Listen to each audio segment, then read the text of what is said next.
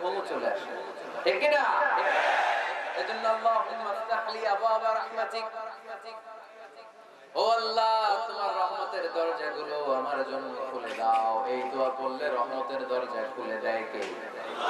আবার মসজিদ থেকে যখন বের হবেন তখন কোন পা দিয়ে? জোরে বলেন। বাম পা দিয়ে কি পড়বেন? আল্লাহুম্মা ইন্নী আসআলুকা মিন ফাদলিক, ও আল্লাহ তোমার কাছে আমি তোমার পক্ষ থেকে ফদল চাই, মানে রিজিক চাই। রিজিক দেওয়ার মালিক কে? তার মানে খুব সোজা সাপটা কথা হচ্ছে, মসজিদের ভিতরে পাওয়া যায় রহমত, আর বাইরে পাওয়া যায় ফদল বা রিজিক। বাইরে পাওয়া যায় কি?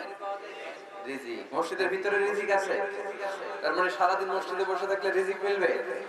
নামাজের সময় নামাজ পড়তে হবে, কাজের সময় কাজ করতে হবে। এটাই হচ্ছে ইসলামের বিধান। নামাজের সময় নামাজ, কাজের সময়।